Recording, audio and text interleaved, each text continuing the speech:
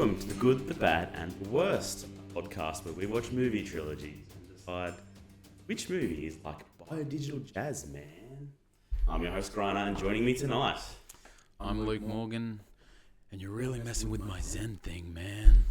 And I'm Tron, and this is all a mistake. I'm just a compound interest program. I work at Savings and Loan. I can't play video games. Of course, we are discussing the Tron Trilogy, Tron series of movies, and we're all together in person. How exciting is this? Our first ever time we've recorded a podcast in the same room together. Apologies in advance if the audio is odd. We're doing our best. Boys, are either of you Tron fans? Troners, as I think they call themselves? Do they really call themselves that? No, I just call myself that now after watching Tronlodites. That's good. I had never seen the original. I feel like I'd seen a bit of Legacy when it had come out. Definitely, I wouldn't call myself a Tron fan, as I had never really seen them, but there was always an interest in them for me, just obviously being a video game world, and I love myself some Jeff Bridges, so always something I wanted to, and I knew the like music, especially in Legacy, was banging. So I'm believing in that Simpsons episode, Three House of Fire. I was like, has anyone ever seen the movie Tron? No. That's kind of my exposure. No one saw Tron. No, I knew of it purely from that, and I only just watched Tron about 4 days ago, and boy, I wish I didn't. I've seen Tron Legacy though back when it came out, because when you're in high school, you see whatever movie you can, right? And it was fun for what it was. But no attachment to it. I think it's a franchise that I knew was very dated us. It was an 80s thing, and I knew that it was this cutting edge CGI for the time. So I think that's kind of worked against it, and is still working against it as like a probably valuable to early Gen Xers. And that's the thing that I think is important to point out. Like when the first Tron came out, me and Conan weren't born yet, and Griner, you would have been like a teenager. Griner was already buying his... I could buy cigarettes and alcohol at that point. Perfect age for Griner already had his midlife crisis. He was already working in IT, so this speaks to me. Yeah, I met my second wife, actually. No, I'm in much the same boat. I'm too young to have known Tron when it was in prime. I think its reliance on computer graphics does date itself. And then, unfortunately, because I think there's some redeeming qualities to that movie, but I think we'll get into it. But I do remember watching Tron Legacy in the cinema, and actually quite enjoying it. Not like being blown away by it or super keen to watch it again, but the soundtrack was banging. And I mean, Legacy makes some choices as well that kind of dates it technology-wise when you watch it back now. Yeah, there's maybe even back then too. So I remember that when we saw it, because me and Griner actually saw it, but we were both not. Well, I was certain because I remember every movie I see with you, but you're a little bit like, oh, I don't know, maybe. I have lots of other friends who I like to see. I like to see movies with. So today was the second time you guys had watched a Tron movie. It's true. There's a lot of history. Pretty special. I remember even then when that happens, I was like, that's a weird looking face. It does look good compared to probably what it was 10 years, 5-10 years before that. Yeah. But it's just that uncanny valley thing that even in the moment, it was like, this is impressive, but it was like watching a video game for the first time of, wow, look how they can make some eyes move separately now. It's still a video game. It still looks great. Well, we'll talk about the de-aging when we get to that movie. Yeah. What if we just kick off with some stats? Stats. Right, original Tron released in 1982. I didn't write it down, but I'm pretty sure that's correct. Had a budget of $17 million, made $33 million at the box office. Pretty small. Couldn't see any international numbers, so I think it only got a US release, at least according to IMDb. Tron Legacy, a 2010 movie. $170 million budget, so 10 times what the original cost. Made $400 million at the box office and is widely considered a box office flop. Yeah. Even despite being profitable. Yeah, weird. At Hollywood math, folks, I don't get it. No, I cannot understand it. If I only profited $230 million, I'd consider that a loss as well. Domestically, it barely made its money back, and I don't know. I often feel like that's all they care about. It seems to be. Yeah. Domestic. America only cares about America. Yeah, and there's the marketing costs, but that should still be a success. Yeah, I don't. Yeah. Tron Ares came out this year. Came out last week, 2 weeks ago. Yes. Pretty recent film. $180 million budget. Has so far made $107 million and is also widely being considered a massive box office flop. Already considered a flop. I mean, the original Tron, I believe, is also considered a flop. Hence the no one ever saw Tron joke. Yeah. True. Critically, the original Tron has a 58 on Metacritic. Tron Legacy 49 and Tron Ares 48. What's the first one? 50 or something? 58. 58, 49. Yeah. I don't. I think we'll have disagreements with that ranking, but Think we so? shall see. We shall see. Let's see. Well, let's get into Tron. A computer hacker is abducted into a digital world and forced to participate in gladiatorial games. His only chance to escape is with the help of a heroic security program. Sounds awesome. Yeah, Sounds right up my alley. Yep. Yeah, in the 80s, this would have been pretty gnarly, right? Like, the internet would have been in its most early stages. Probably not even, as we know, it would have been like still probably used as like military communication or something. And so it would have been this idea that might have been floating around, and yeah, computer CG stuff existed to some point, but all super early. So seeing this would have been pretty great. Like if we were kids in that time, I'm like grown adults, it would have been pretty. They would have been super exciting, I think. But yeah, it's not that. In 2025, it's difficult to. Yeah, like I don't know. Like I enjoyed this movie up until they go into the video game. Really? Yeah, like I felt like I was kind of along for the ride while they're on the outside world. Or espionage. Yeah. Like the Kevin Flynn drama where he's in his arcade and that game's happening where it's moving at 3 centimeters an hour and they're like, you can't do it, and he's just like, watch this. I'm Hacker Man. And he hits 3 buttons and he wins, and like, you are the greatest video game That player gave we've me like ever seen. nostalgia from when I was used to playing arcades and stuff like that. But I don't know. Once it went in there, I just the stark like graphic effects in 2025 and seeing it for the first time, I just found like it's very bad. I feel like. And I know back then it was very good, but it was just watching it, I was like, I don't know. I didn't know it would be that bad. I was kind of still expecting it to look a lot better than that. So when it popped up, I was like, oh, no way. I was like, no way, the whole movie doesn't look like this, right? And I just banned my son from Fortnite, and I was like, no, you're going to watch this movie with me. You're going to love it. It's based in a video game, because I had seen a bit of Tron Legacy. So in my head, it looked like Tron Legacy, right? And my son just sat there watching it like, what is this? And then I just automatically became like the lamest dad ever. Like being like, oh, watch this movie, you know? But I can't believe you guys are such haters. I think this movie has a really stark look that actually kind of works okay for a movie from 1982. Like the black and white people with the glowing outlines. Like that effect is what informed Tron Legacy, Tron Ares, plus like so many cyber styles. I guess, yeah. I was not expecting it to be like that. Like the weird photorealism of their face with bizarre CGI suits. It was really CGI bodies and weird face. It felt really jarring. Like that, it just made it very discordant for me. Yeah, it's weird. Don't get me wrong. Like it is weird, and it's old. Like and like the CGI on the light cycles and stuff. Like, oh, look at the speed, and it's like, no, this is just kind of awkward. Yeah. But I couldn't help but think like. If I had watched this movie when I was 12 years old, I would have loved this movie. Yeah, I would have been all about this movie. I do agree. Like, and adult me can't totally give away the 12-year-old me. Like I don't know. It frustrated me. I think the most, more than even the effects. Like the effects really put me off. But more than that is like this feels in the worst way like a tech demo.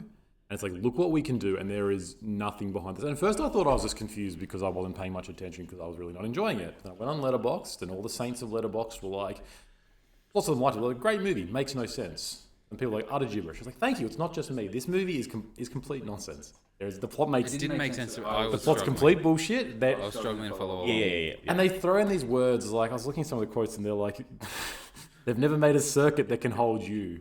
What the fuck does that mean? There's so many. They just throw things in like RAM, CPUs, NPUs, all Maybe this they stuff. are simpletons. True, actually. I hope you've written this down as a glossary. And it all makes perfect sense. Yeah, does it all match up every time? It doesn't. That's a kernel. That's a kernel. I do like computer. I do like the idea of like using computer nomenclature as like.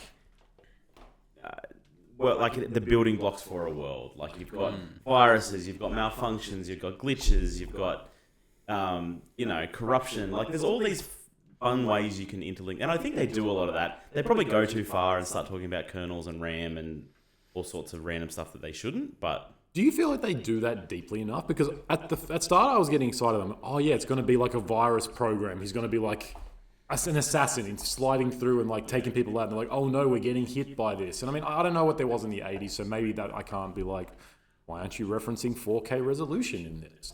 But like, again, it feels like someone who has no idea about computers wrote this, and like RAM. Do you get that totally. impression? No, not Not totally. totally? Like, I said, it's like, not, maybe then. like the references to functions and programs and stuff is okay. Like Yeah, okay. it's not. It's definitely dumb, but it's. I don't know. For me, it works. Honestly. Yeah.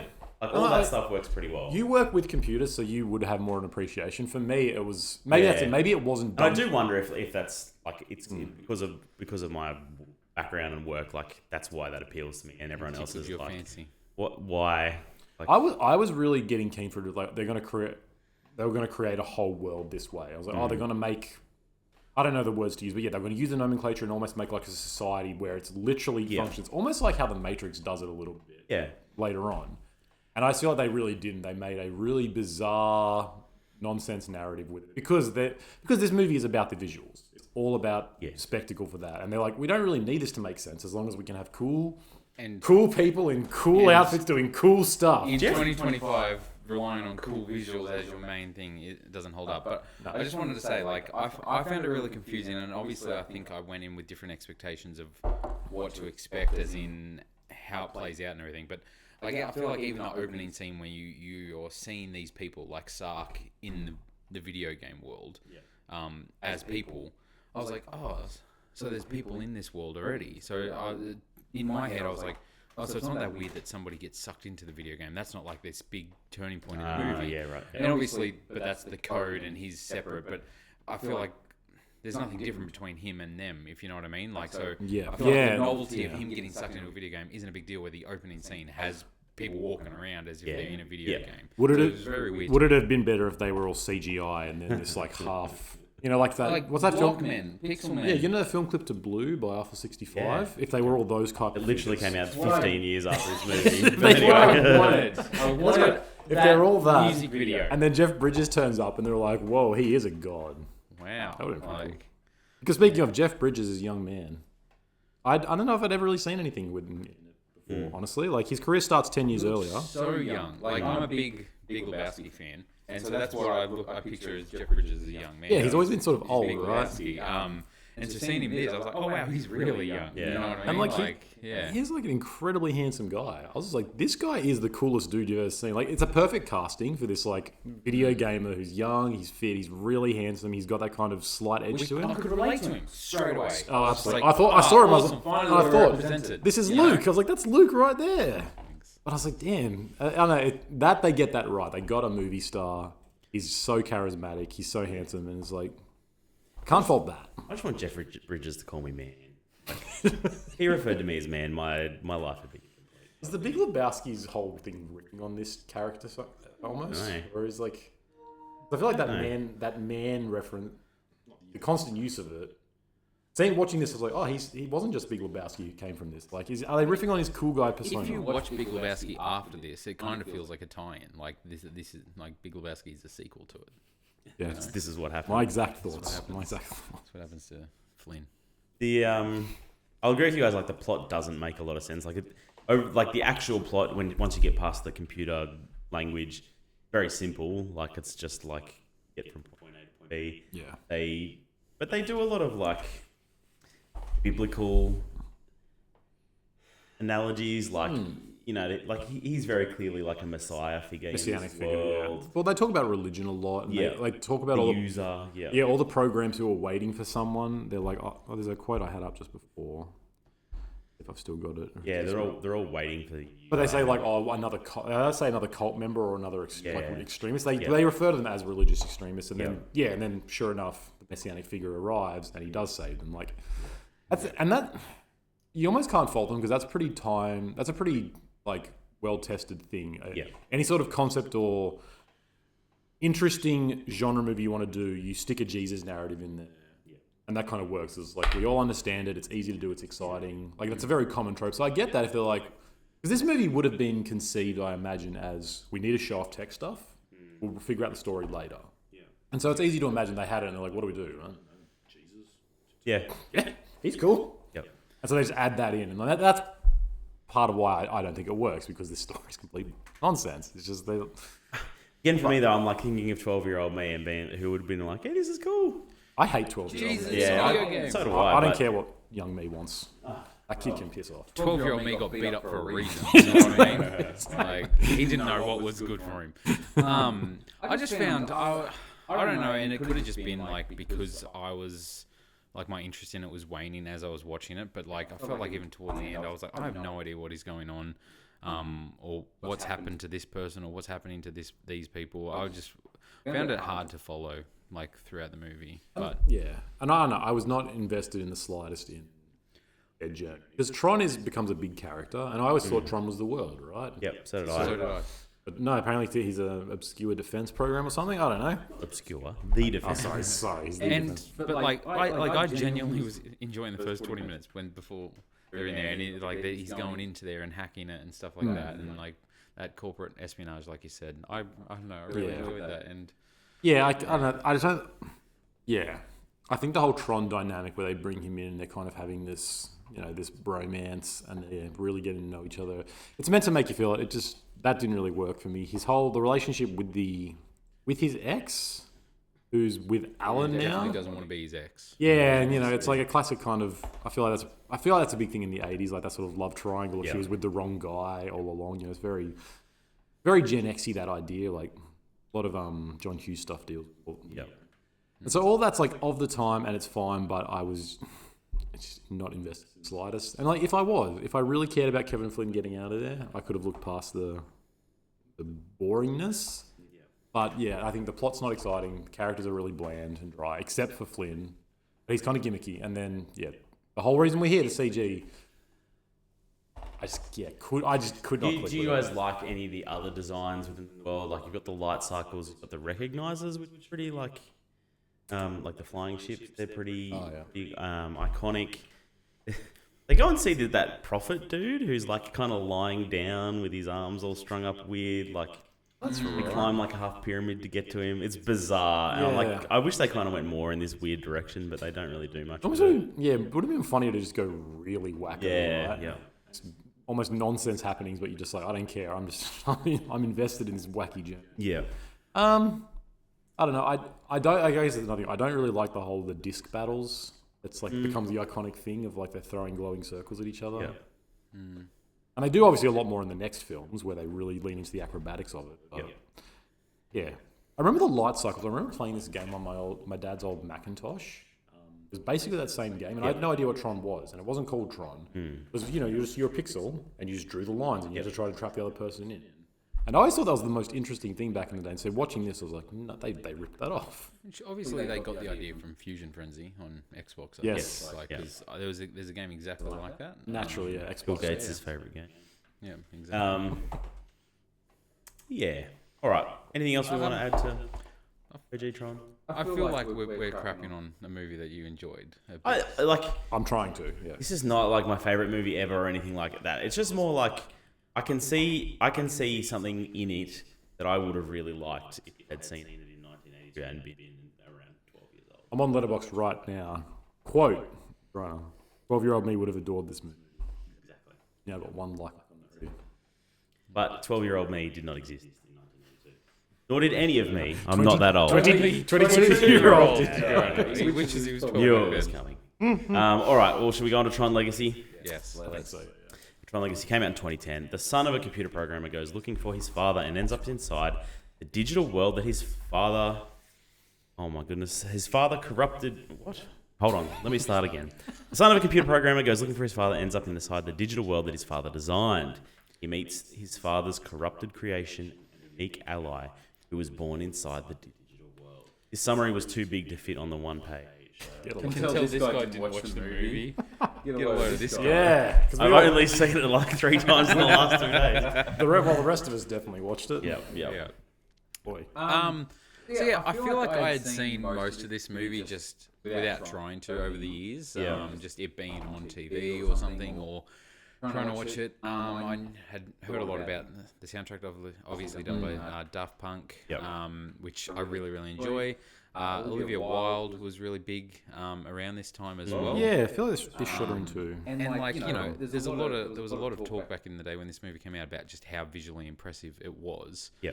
Which it is. I still think everything outside of Jeff Bridges in this looks amazing still in 2025. Like I think it holds up. I think they do. Yeah, they almost feel like they do less with it than they do in the first one because it's just people in skin tight bodysuits, and they got like a cool lighting. But the effects, world itself, but, like that's the thing.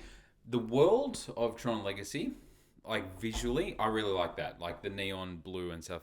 That appeals to me way more than like the black and white people in that old, which obviously is more computers back in the 80s sort of thing. You know what I mean? Yep. Like when you think of 3D space, it's when Homer Simpson's in that space. That's right. basically what the original Tron looked like. Yep. Yeah. Again, Macintosh. I remember playing games on the Macintosh that were that grid design. Like there was this tank game. Tron's really inspired Macintosh. I know the exact game you're thinking. Yeah, it's like in your You just play as polygons. Yeah, polygons. That's the word. Yep. And it's like that was computing the We called world. it Vector Challenge, but I looked it up the other day, and that's not the name of it, and it's something else. Well, maybe it's something else in America, but I can't. Yep. But yeah, so you guys went and watched Tron Legacy together. Apparently. It's one of my most treasured Conan, memories. we'll ask One of you, my because most you treasured obviously memories. remember this experience. Legit. Whenever people are like, you seen Tron Legacy? I'm like, I remember it. I remember. Many years now, Grant will be like, "Did we watch Tron Ares together?" I don't remember that weekend. I remember turning to Grant and saying, "You're my best friend," and he said, "Who are you?" And then This was a period in our life where we saw a lot of movies we did. together. I was, it was a 3 very- rows behind them at the cinema, looking at them, being like, "One day I'll be part of that It's a friendship." very regular Don't worry. occurrence. Yeah, no, it's true. I don't remember much about this movie. I just remember seeing it. I remember Garrett Hedlund being in it. I remember the disturbing Jeff Bridges face. And then, really, that was it. I remember Daft Punk again. I'm not a Daft Punk fan, but everyone else seems to be. And I remember I just remember thinking that this movie wasn't great. I didn't love it at the time, had no fond memories or desires to rewatch it. And full disclosure, I got about 2/3 of the way through 5 different sittings before this podcast. Not kind of my own fault. And I enjoyed it more. It is actually pretty good. Like you say, I think visually it is actually it's really exciting. Yeah. And the plot's not much to write home about. This movie to me is like the ultimate style over substance movie. Like it's got really good visuals despite not being like super computer animated. Like there's a lot of visual effects and just skin tight bodysuits really is the play here. Yeah.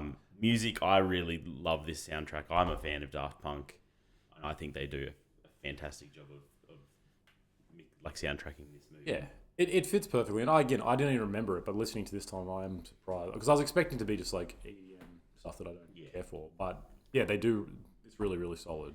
I think the plot's like it's a good idea. It's just kind of pretty boring and not that different to even the first one really. Like it's just a journey across the digital world. It is. To get to the output or whatever it is. Like I do feel like this movie, looking back at it, was probably maybe treated too harshly back in the day. I feel like people might appreciate it more watching it now. Like, Joseph Kosinski, is that how you pronounce it? Like, obviously goes on to do Top Gun, That's Top right, Gun yeah. Maverick. First movie, very important. F1, like these really sort of big blockbuster movies that did really well and critically reviewed very well. And watching this, like I can kind of see a similar essence to it, and I was able to enjoy it as like a really good summer blockbuster. Sit down with some popcorn and watch it. 2 buckets of popcorn, maybe. 2 buckets of popcorn, yes, because I loved it that much. Yeah. And yet, like the soundtrack's amazing. the action's really good too. Like Yeah. the disc battle at the start. Disc Like I know you're not battles the biggest really fan of good. disc battles, but in this they do. A This really one's good actually job. exciting because, like I said, like they use more acrobatics and there's a lot Yeah. more interesting stuff with Yeah. it. Like, Kaczynski is a great action director, and this seems to be him cutting his teeth and figuring out how to do it. And it is a lot more exciting this time. Yeah, it takes the idea from the first one and just cranks it to 11. But Yeah. I think it works really well. The light cycle event where they've got different levels and stuff they're going up and down, like that's all really, really well done and exciting. There's in a my lot- Yep. opinion.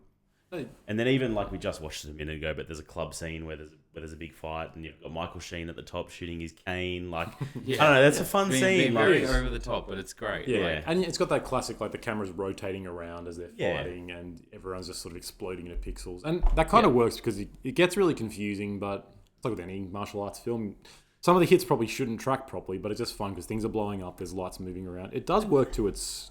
Yeah. It's a testament to it. That's what I almost like about with this one. Like you've got more of these like kooky side characters that exist, like Michael Sheen and everybody, where it's not like, oh, this person's RAM, or like talking about what they actually are in the computer program. Well, it's because like that drags it down. I think in the first one, the grid's evolved, I guess. Right, that's the idea. It's like it's a full city now and a civilization, and the plot goes into that. Again, I only watched 2/3 of it, but the ISO, who are like organic, natural occurring life or something, human which life. well, but it's not human, right? It's like naturally, it's digital life that came into existence on its own. Yes. And so again, that's dealing with a lot of messianic stuff, where it's like there's like the messianic part of it, and then there's also like the creation versus the creator part of this movie as well. Yeah. But there's also like a class, there's a class story in there too. Like I think I don't know, the plot's fine. It's not like super amazing. No. I think bringing Jeff Bridges back as like a a Zen grandmaster kind of thing, who's kind of aloof and not really, he's not. His creation has run away on him, and he kind of can't get it under control. I think that works really well. I think you're right. No, the narrative is all very, again, kind of cliche, but it's good. And speaking of Kaczynski, he makes a career out of this, of making stories that are deeply emotional more than anything else. The reason why Top Gun Maverick works is not because the plot's good. The plot's kind of, again, simple and kind of silly in that. Yeah. But it's so emotionally compelling because you relate to Maverick and you relate to their journey. And it is the same in this. This is not as good as that. But it's like this is the opening scene is a kid who's saying goodbye to his father. And, we don't say goodbye. Computer father. Yes, CG father for the last time. Yeah. And so straight away you're like, this is a kid whose father's abandoned him and he's alone and that's a really easy thing to latch onto. Yeah. Like it's very good emotional storytelling. And so you're invested in Garrett Hedlund's pursuit here because he's looking for his dad. Yeah. Who isn't looking for their dad? I'm still looking for my dad. I was going to say, see, that's one thing I struggle to relate to. My dad, I have a dad. is always there for me. But Tell me more. no, but that's the thing. Like, yeah, and we have sort of touched over a couple of times, but like CGI Jeff Bridges is really the main detractor from this movie. Where as you watching it, and at the start, I was like, oh no, I hope this isn't this movie. Yeah. I was like, hopefully I'm not misremembering, and I have to deal with this face a lot. They could have put But the obviously mask on him a we bit more. Yeah. We do have to deal with it quite a bit. At least old Jeff Bridges is Jeff Bridges himself. Yeah. He's not that face the whole time. And so then it kind of makes sense that, the code version of him, the digital version of him, does look almost computer It's almost generated. okay in But that. it works. In that, for yeah. that. To It's some like this degree. is his digital AI version Yeah. of Yeah. himself. So that works for that and takes the distraction away. But when he's on the outside world, it's definitely jarring. You guys remember before this came out that this was like kind of the big story around this movie, that they had digitally de-aged someone and technology is Could you going to imagine take that over in this the day and world. age? No, thank God they never do that. They stopped after this movie. Yeah, we may wish that. No, you're right. I remember that. Yeah, this was and it feels like again why this movie was made because it had been 30 years basically from the first one. This wasn't a franchise people wanted perpetuated. No one was clamoring at the doors of Disney except maybe you, being like, "Where's more Tron material?" Dozens of us. That's right. Me and my nerds, yeah. But then I guess they're like, we can show off this incredible technology. Yeah. What's a good way to do it? Well, what else has done that? Tron. All right, let's do that. So it all makes sense. Yeah, but I didn't realize. I forgot there was as much de-aged Jeff Bridges in this as there is. Like, Yes. I just thought he was kind of almost like cameos, but he's the villain. He's in Yes. most of the film. Garrett Hedlund, leading man, I think he does a really good job. He was pretty big at the time.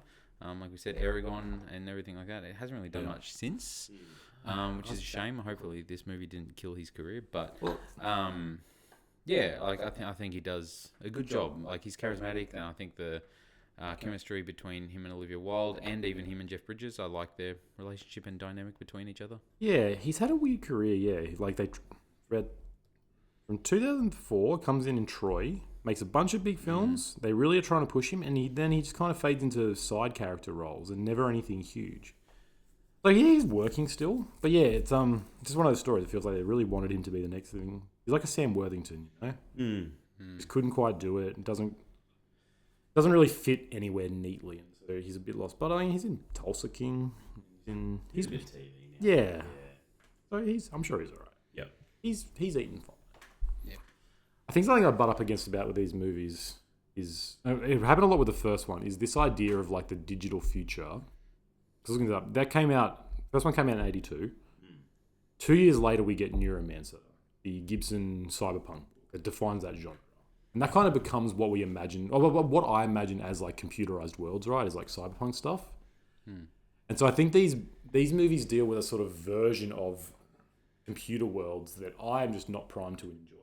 I'm like, it should be dystopian cyberpunk stuff. It should be grimy streets. Sure. Yep. It should be dudes with hoods and grimy guns. Like, it should be Blade Runner-esque or something like that. Whereas this is kind of like, both of these are in that almost optimistic idea of a cybernetic world of like perfectly clean grids and everyone's in skin-tight outfits and everything's polished. And that I really don't like that. That's just my taste thing. But that general aesthetic and that vibe they're going for, I don't really care for. Like, that is to say, I don't think I'm... Even if they make a great one of these, I'm always going to be a bit like... Well, do I have news for you? Should we talk about the latest one? Was it a great one or not? We'll discuss it. Tron Ares. We've watched it, 6 hours ago or something now? About that. 6 hours ago. Yep. 3 times. Actually, a bit more than that, but yeah. A highly sophisticated program, Ares, is sent from the digital world into the real world on a dangerous mission. Yeah, so we watched this all together at the cinema today. Yep. Jared Leto, leading man. I didn't have expectations for this movie. I felt like there was a period of time where I did have expectations for this movie. Then, as obviously it came out about a week or two ago, I feel like the reception and the talk around it had really brought my expectations back a lot, where I was like, kind of dreading watching this movie. Yeah. I had fun. I was able to enjoy it and watch it. I feel like Jared Leto gets a lot of hate, you know, like, and as we've discussed deeply today, probably unfounded like hate sort of thing. Everyone's a 30 Seconds to Mars fan. Like, who doesn't love 30 Seconds to Mars? People. And I think he does a pretty good job. As he might not be a leading man, like, and I'm not advocating for him to be the leading man in every movie moving forward, but I enjoyed him in this role, and I thought he did a fine job. And yeah, I don't know, it's Morbin time always in my house. Every day is more than tough. What did you guys think? Yeah, I agree. I like Jared Leto in some roles. I think he seems like a weird dude that I wouldn't go to an island with him by any means. And I'm not that into his music either. But Get a load of scope. he's just not a good leading man in my opinion. And I think I needed a bit more from him in this. This felt, knowing that he's like a producer on this movie, this felt like a vanity thing for him to me. Like, this felt like him pushing himself on us, I guess. Absolutely. Like he did on people on an island. Potentially. Allegedly. His cult story is interesting. Look it up. I don't know if I agree with that. I feel like this felt more like a passion project from someone who's obviously a fan of Tron. Like, as we talked about, I don't feel like he didn't push his own band on this. It wasn't like the soundtrack wasn't done by 30 Seconds to He really Mars. should have, though. That would have been such There's a fair such chunk a of this baller movie move. he's under a helmet, and I feel like he shares. Not as much as he should be. But I feel like he shares the leading role with, what's the actress's name? Celine. No, that's the director. No, that's the director. What is her name? The character's name is Eve. Yeah. Eve, like from Past Lives, which was an amazing movie last year, and she's an amazing actress. Let's do a podcast on Past Lives. Past Lives. Yeah. I think he... Greta Lee. Greta Lee. She like almost splits that role as a leading character, and I think that helps because I didn't watch this movie and be like, oh man, he's the dominating force in this movie. I felt like she shared that role almost, and that relieved a lot of that for me. It does kind of become a two-hander. I was assuming that he was the villain in this because it's marketed that way. It's like, And the red suits. Yeah, red suits, and he's like, I've made an AI program. And you see them. He's the villain for a little bit. But the turn comes a lot faster than I realized. Yeah, I didn't realize it was going to be such a quick. Spoilers for Tron Ares, with because this is new, so spoilers ahead. But yeah, he becomes pretty quickly. He's like almost for me, for his first introduction, he starts to touch his humanity and be like, why am I this way? And very quickly he becomes a renegade villain trying to become a hero, basically. And it felt kind of like, it felt like he had input in the script. I don't know if he did, but it did feel like he was kind of like, I want to be a good guy for most of this. And like the narrative feels like it wants to not do that. It feels like most of this wants to be him versus Greta. They're fighting, Yeah. and then towards the end he has a turn. But instead he's like straight away he's like, no, I want to be a good guy, and Evan Peters becomes the villain, which is obvious from the start, though. it is. But I was always assuming he'd be kind of a side thing, but he becomes the full on like pretty really cheesy tech bro villain. Yeah. Where he's like throwing some like waxing poetic and saying I'm so like literally says like I'm a genius. It's like, this is pretty hacky. I think for me, like, knowing that all the Tron movies, including this one, has like this messianic figure, and then knowing what Jared Leto is like in his personal life, like it does great on me. Like it does for me feel a bit like he's like inserting himself into this world in this role that he wants to play. Yep. Rather than him being super passionate about Tron, and he's super passionate about him being viewed as the Messiah. Not totally. Like it's a fine movie actually. It's not the worst movie I've ever seen by any means. No, and I'm saying I do really like Jared Leto. I think he's a good actor when he acts. The problem is he wants to be a movie star, and he's not. Like we saw him in Suicide Squad, where he's like, I'm going to be the greatest Joker ever. In Trainwreck. Yes. And like, and he won an Oscar for Dallas Buyers Club. So when he does this stuff, he can do it. But then he's in Morbius, and and all this stuff feels like he is trying to have input of like, it'd be cool if I said it's Morbin time. And they're like, whatever, Jared, just shut up and do it then.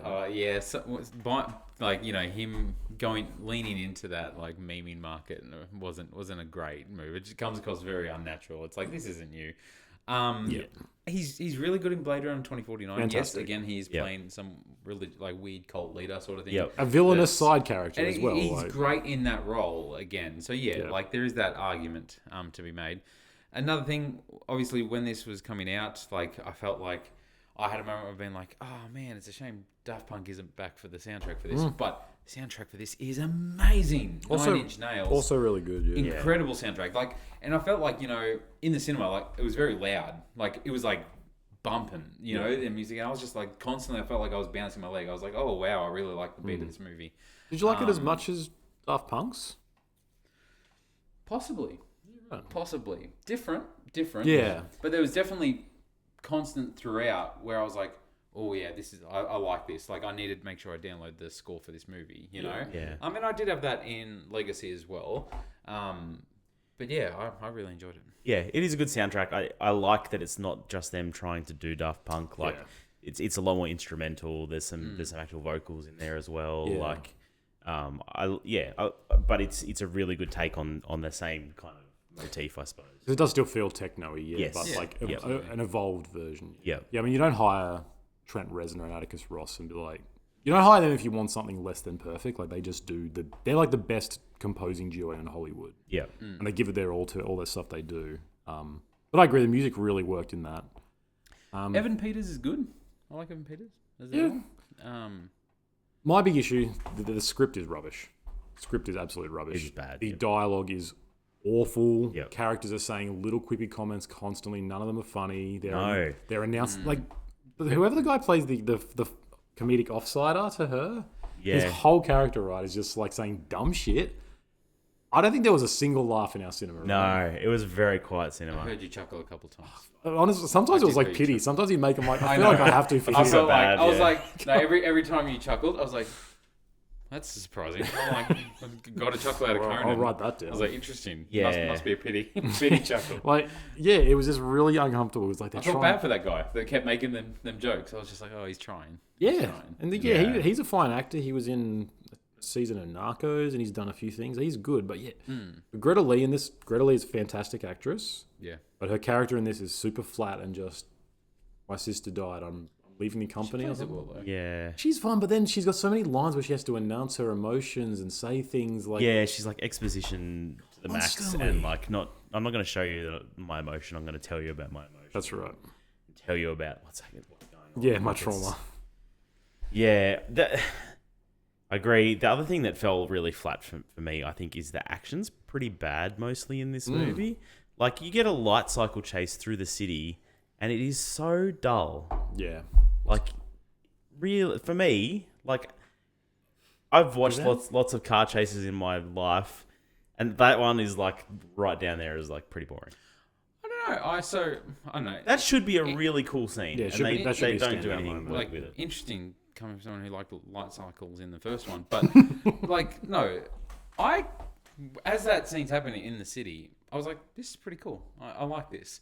Even just the aesthetic of these, like, you know, Tron cycles Yep. being in the real world Yep. with these red lights. Them splitting the cop car in half was cool. I liked the way that the red lights also weren't just, oh, these are blades that are cutting things. Like the way cars would run up on like Yeah. a ramp and then flip. I was like, that's cool. It's not amazing. I wasn't like, oh my god, this is It's great. not action. exciting, But though, there's like a some car cool chase stuff movie. in there where I was like, I don't know, even just aesthetically, I was like, this is pretty cool. And I don't think the action's as exciting as Legacy or anything like that. But like, I don't know, I didn't mind the chase scene or anything like that. There's cool stuff where she lines up the bike to knock Athena off the bike, which Yeah, I is was like, that was okay. I got a chuckle It's cool. out of And it. then her getting on it and like seeing like the speed that goes on, where she's just screaming the whole time and it's taken. And I think, I don't know, there's some cool funny bits where he's like, right, and it just comes to a complete stop, like not even Yeah. a break. That was 'Cause funny. There's like a car there with a kid in it Little- that little waves, kid. which is got a chuckle out of you. I think because I was like, I Yeah. have kids. I have It kids. wasn't a pity chuckle. No, that was... I don't know. I like some of that stuff where they were chasing each other around the city. I like the whole 29-minute aspect that they're dealing with sometimes, where there's like this time limit before they disintegrate and stuff like that. Yep. It sort of added that bit of pressure and everything like that towards the start of the movie. Yeah. I quite Yeah, like that. it's good dramatic tension by that. I guess just...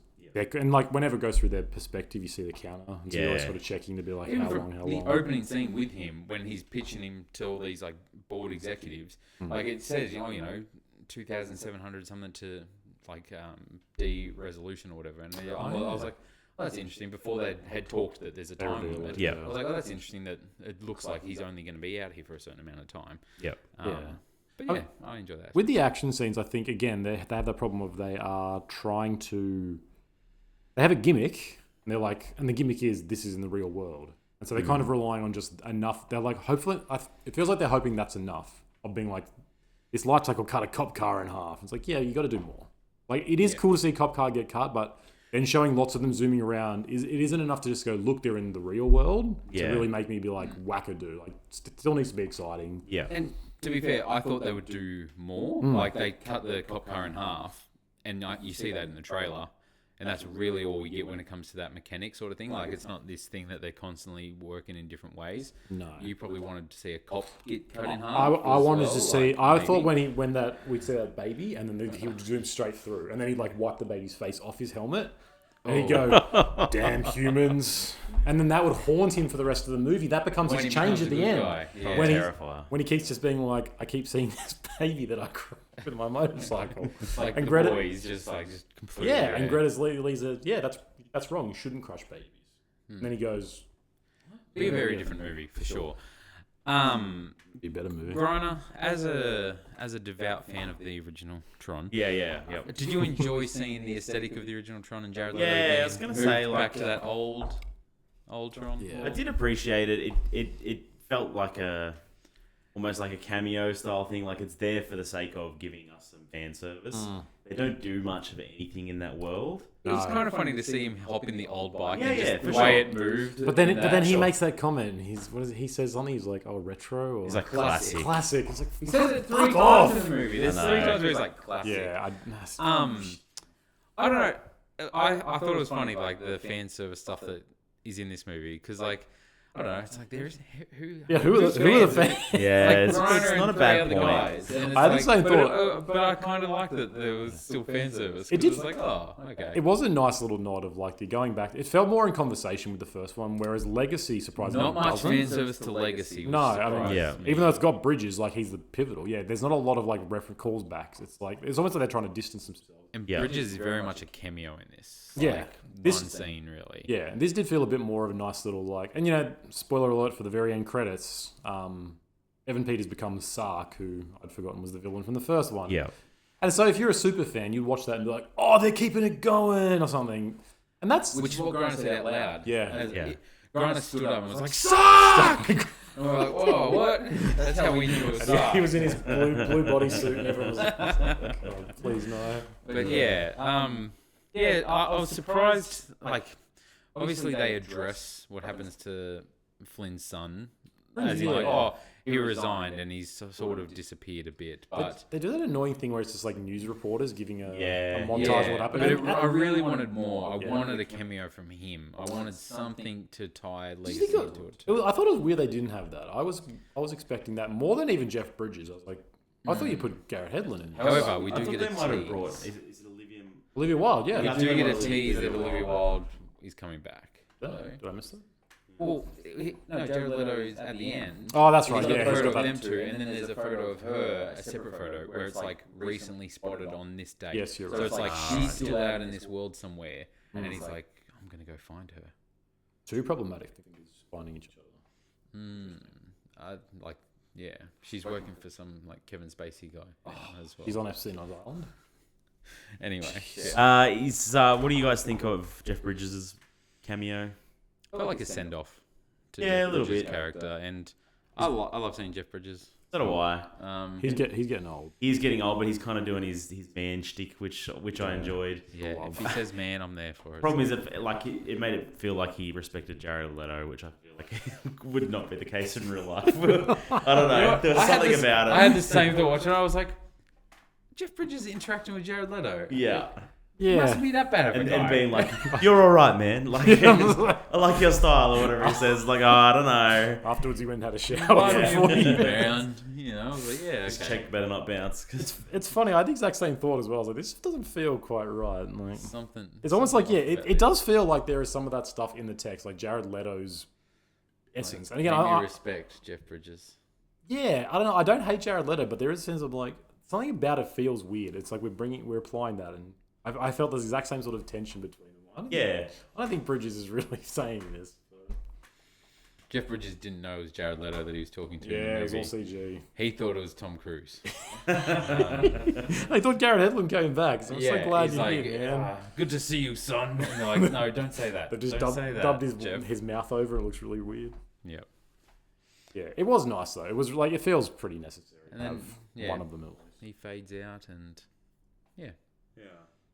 maybe he'll be back. The relationship with Ares and what did you guys think of that? Fantastic. Or Athena as well. Athena really turns on him really quick. It seemed like they had a good relationship. I like that rain is all it takes to set them free. But no, falling water, right? Like falling Yes, water yeah. is enough to like break the hold of. Because they're thinking Being back to evil. Blade Runner, you know, like It did feel tears like in the rain. it felt like a bit of a reference to Yeah. that. Yeah. I think all these turns that happen so fast, like waterfalls, Yes. and she's like, "Wow, everything's wrong." And him, like, there's that scene where him and Greta Lee are in the car.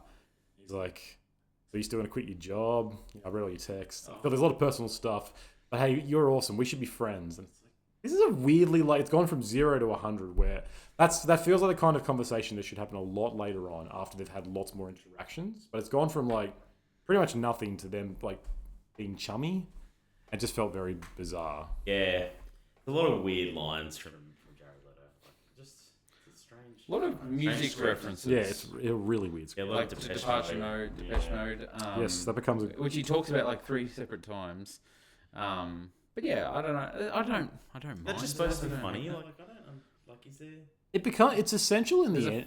funny aspect of it. But Thematically, it's essential because he's trying to describe it, right? He can't. And he can't. He's like, there's something you feel. Yeah, And it's like, sure. Yep. that's what art is. You can't intellectualize the human experience, Yep. right?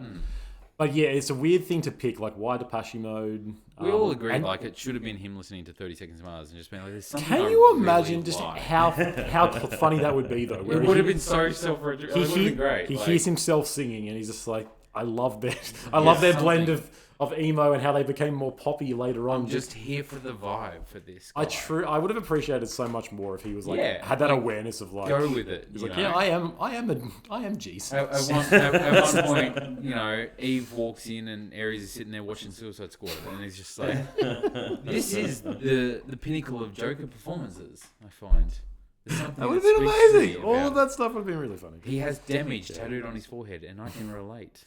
But yeah, using Depeche Mode specifically is a bit strange. That feels like Jared Leto's like, I love Depeche Mode. Yeah. Say that. And they're like, Yeah. I guess. Yeah, And maybe it's better than him being like, I don't know, I really like Nicki Minaj.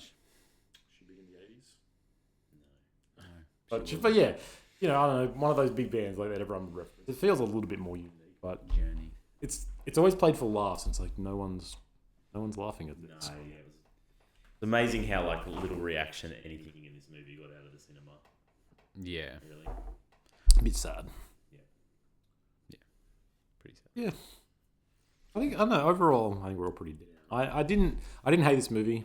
I honestly preferred it to the first one, but I mean, I enjoyed it more than what I thought it to would. put it in the perspective for our audience, we also went and saw one battle after another directly after this movie and had a great time. There was more laughs really, than that. yes, there was. There There was. was. Yes. So much better movie than Tron Ares, and probably doing just as poorly in the box office apparently. So now begins the one battle after another podcast section of this. Go check out that movie for sure. Yeah. Yeah. All right. Well, are we ready to rank them? Yeah. 2, 3, 1. Yes, I agree. Yeah, I think I agree too. Ooh. There's maybe a world where I'd go 2, 1, 3 out of respect for the original, but it's definitely 2 I was first. going to say, he gave like 3.5 stars to the first one. So Yeah. Doesn't that make Tron Ares is like Out of- fuck. out of- 4-star movie? Out of respect. Tron- Is that like Ares' Out of respect. 4-star movie? as good as one battle after another. You've By heard it. default. Fine, 2, 1, 3. Nah. Just keep my letterbox consistent. Consistent. That's what we need. Consistency. No, I mean, if you like the first one, I just really, not a visceral reaction. I just really didn't enjoy the first one at all. No, it's not even like I liked it that much. Like I was You respect kind of, it. Appreciate there was just something about it that I appreciated. Like And it's Depeche Mode. it's literally like some weird kind of Just a nostalgia feeling. where It's just a feeling. I wasn't there to experience it yeah. and having nostalgic feelings for it, but it's still working on my brain in the same way. A lot of people seem to have that. I was surprised how high its letterbox sort of reviews are, and a lot of people like really appreciate and admire it. Yeah. All right, I do have some questions before we go that I wanted to ask. Why does everyone in sci-fi stuff wear skin-tight clothing? Because that's like what an ideal future looks Is like. that it? Yep. What about for the plus-sized gentleman like myself? There Where it's not there flat. were no plus size. Is just these are in worlds where Because the plan is originally Jared Leto just to get rid of all plus size people. Unfortunately, I guess if you're like a digital representation of yourself, you're perfect. yeah. that infers that some True. people aren't perfect. Maybe there's some body issues. Yeah. in the world, A little bit discriminatory. I think so. There's just too many pixels to. So, what is the grid? Is it just a world? It's called the grid. Yeah, they it's say that a weird. lot. Like it's almost like it's like an allegory for a network or the early internet, Right. like as in a shared computing space. Right. Okay. Is what it is. Like because really when this movie came out, people would work on mainframes, right? So that's really for this movie. But like you would build your program and you would then get space in the mainframe or time in the mainframe to run your program, take the outputs, and then you do what you do with the outputs. Like it's just like people today we all get on our own computers or we connect to a server and we're all on there at the same time. But early computing, there was one computer for the whole business. You'd be like, sorry, I need to go calculate my tax now. It's my space for the next half an hour, so I'm going That's how to MySpace got started. yeah. Yep. I'm going to go run my tax program for the next half an hour. It's my mainframe for this period, and then someone else gets a turn. And Grona would get on there and he'd be like, "It's called the grid." Sorry, Yeah, and I would have a computer game, and they'd be like, "Why are you using mainframe time for a computer You're game?" using up RAM. All right, can you dumb it down and put it in human talk? Like, is there a Jeff Bridges type figure who's in this mainframe? Jeff Bridges. I've got a movie you should watch. All right, my other question is, because the second and third movie both rely on this technology and this idea of digitizing human beings and turning them into algorithms and vice versa. Somehow taking digital things that, as far as I'm aware, are just ones and zeros and bioorganically creating them with lasers. Now, I don't know how lasers work. I'm not even sure they're real. That's how they work. They might not be real, though. So is there, you're sciencey, I don't know about you. Is there any sort of foundation in actual science of this? Or is this complete gibberish it's complete. bullshit? That is complete. That part of it is very gibberish bullshit. I was almost like it felt a bit more like 3D printery by the most recent movie. That's true. Yeah. How that work? Yeah, exactly. They even had like when it comes out, they've got the supports around them to like Yeah. make it form Yeah, correctly. Like, and then yeah. they break out of it. So that is actually based in technology. 3D. There was the rumor back in like 2009, I think it was, when somebody was getting laser hair removal that they got like lasered into a different world, but we never found that person, so who knows? So Maybe definitely, lasers do it definitely that. happened They then, do yeah. that. Yeah. So yeah. Okay. Yeah, because Because Ares does try to sort of deal with the AI thing, you know, like the villain is a tech bro, and they're all talking about the AI race. Mm.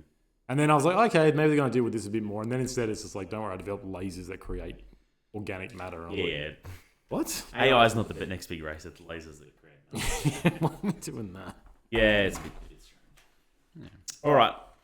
That's it for our Tron podcast. Yep. I don't think we've decided what we're doing next fortnight. No, So but it might be a surprise. I Probably Terrifier. just wanted to put it out there though and say that we are about to celebrate our 5th year anniversary. It will be 5 years in 2 weeks' time of our first episode of the podcast. So happy 5 years, boys. This was our first in-person podcast that we've caught up for. And we all got matching tattoos of a ticket stub, like our podcast logo, with our favourite trilogy on them. Yeah, we actually So did. Conan got DeLorean from Back to the Future on his. Andrew's got a face hugger from Alien, and I got Sting from Lord of the Rings on mine. So it was weird to get a Lord of the Rings tattoo. Luke but can't show his because it's mine's on my sensitive leg. area. Damn it. But yeah, happy 5 years, boys. Yeah. We've had a good 5 years, and I hope everyone at home enjoys our podcast. This weekend has ruined our relationship. Yeah, This is the this last is- podcast. this This we'll is do. is technically the last one because this is after spending a couple of Sweet. days together. It's just Fucking hate it's each been other. too much. So we got this out of the way, and then hopefully we never see each other again. But if we do see each other again, it'll be on the next episode. So yeah. Which we don't know what it'll be. It'll be a surprise. But this episode was brought to you by a couple of books by this man right here. Yeah. Taste of Iron and the God We should Grotesque. have brought them. I don't should have brought them. Should have brought them. This one here, the definitive bucket list. So there's some interesting books in this Airbnb. By Greta Thunberg. Yeah. I don't know if the book's by her or if the book is her. It's about her. Wrong person. But there's a Shit Towns of Australia book. Yep. Which didn't have Outtown. So No. we're happy with that. We're happy with All that. right. Thanks for joining us. Leave us a rating on Spotify or YouTube. Just subscribe. Comment on yeah, one of our interact videos. with Let us. us know that you're out there. Mum. We'll interact back with you. In through the And- grid. Yeah, we'll catch up with you next. Yeah. Peace.